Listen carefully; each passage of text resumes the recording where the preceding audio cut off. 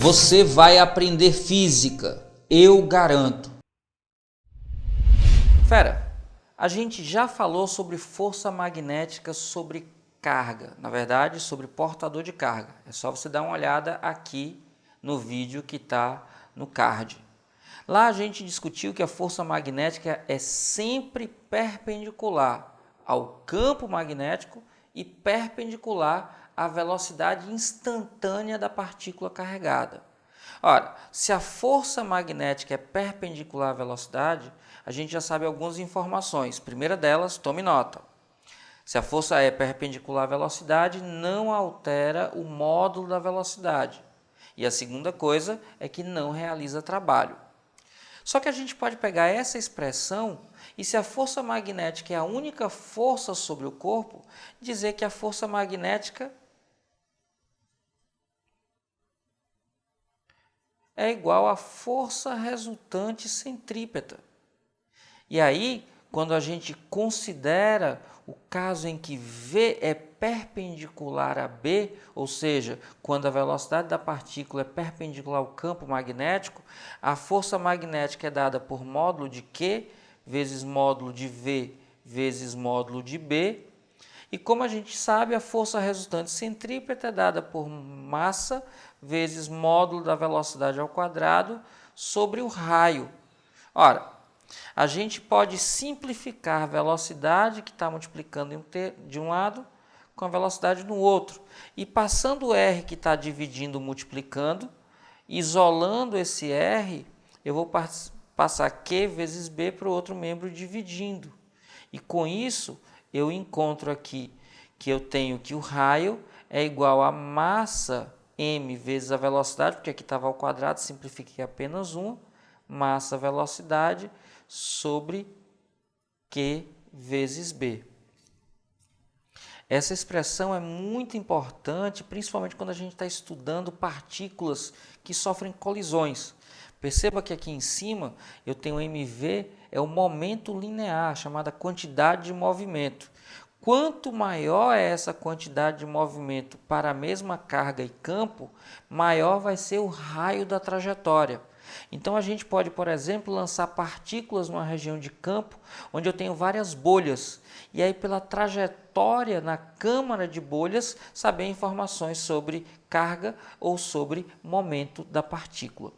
Então, analisando o raio na câmara de bolhas, eu consigo encontrar relações entre massa e carga se eu souber a velocidade de campo. Uma coisa que é muito interessante, nem sempre fica muito claro, se você lembra lá do movimento circular e uniforme, e aí, se você não lembra, dá uma olhada nesse vídeo muito legal que está aqui, em que eu dou uma regra super prática para resolver problemas de movimento circular uniforme. No movimento circular uniforme, a gente pode determinar que a velocidade em cada instante tem módulo dado por 2 vezes π, que multiplica o raio da trajetória, tudo isso dividido pelo período. Ora, se a gente pega essa expressão e substituir o valor de V aqui, a gente vai ficar que R é igual a M, que multiplica tudo isso sobre Q vezes B. Aí olha só que interessante. Na hora que a gente substitui 2πr dividido por T, eu tenho R nos dois lados da equação, então eu posso simplificar o raio da trajetória. E o período, que é o tempo para completar uma volta, eu posso mudar de membro e ele vai aparecer aqui assim, ó. T é igual a 2π, que multiplica a massa sobre carga vezes campo. Eu não sei se você, quando olha para essa expressão, você percebe uma coisa muito importante nela. O período, ou seja, o tempo para a partícula completar uma volta, não depende da velocidade. Aí você diz, como assim, Ives? Se for mais rápido, não deveria gastar menos tempo? Não. Por que não? Porque quanto mais rápida é a velocidade da partícula, olha para essa expressão, maior é o raio da trajetória. Há uma relação de direta proporcionalidade. Se eu jogo devagarinho, ele completa, num tempo t, uma curva de raio menor. Se eu jogo muito rápido, ele completa, num tempo t, uma trajetória com um raio maior. Quanto maior a velocidade, tanto maior vai ser o raio e o período acaba ficando constante. O período não depende da velocidade e nem do raio da trajetória. Depende da massa da partícula, da carga que ela possui e da intensidade do campo onde ela está se movimentando. Muito interessante. Anote isso aí. E aí, fera, já merece seu like? Então cai matando aí nesse like e já sabe, se tiver dúvida, deixa nos comentários que eu respondo. Uma carga E de massa m move-se inicialmente com velocidade constante v0 no vácuo. A partir do instante t igual a zero, aplica-se um campo magnético B uniforme, constante, perpendicular a v0. Afirma-se que...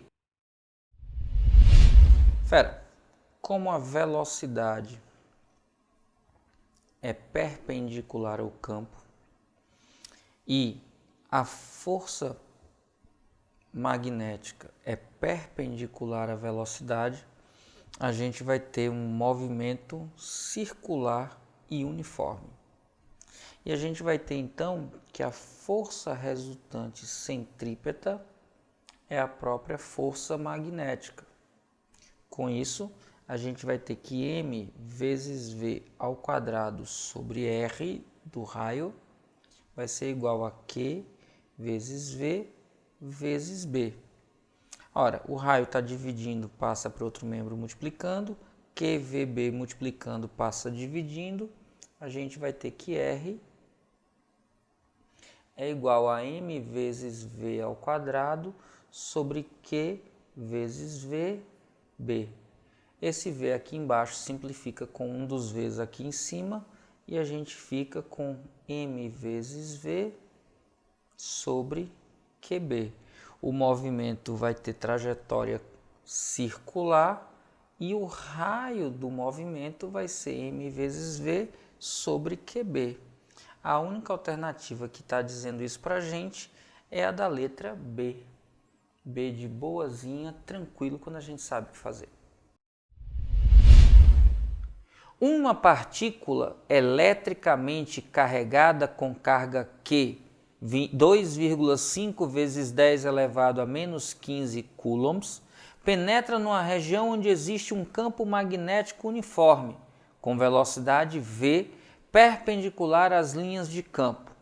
A partir daí, realiza um movimento circular uniforme de raio 1 centímetro, cujo período é t igual a 6,28 vezes 10 elevado a menos 6 segundos. Sendo a massa da partícula 5 vezes 10 elevado a menos 25 kg e adotando π igual a 3,14, o módulo da velocidade da partícula será, em metros por segundo, igual a... Fera, para resolver esse tipo de questão é muito tranquilo. Basta só que você lembre que no movimento circular e uniforme, a gente tem que a velocidade angular é igual ao deslocamento angular dividido pelo intervalo de tempo. Quando o deslocamento angular é o ângulo que corresponde a uma volta, eu tenho em radianos 2π, e aí o intervalo de tempo corresponde ao período. Isso é a mesma coisa que 2π vezes a frequência, que por sua vez é igual à velocidade sobre raio. Isso eu chamo de canivete de MacGyver. Se a gente pegar aqui o terceiro termo e o quinto termo, quando a gente junta, V sobre R é igual a 2π sobre T.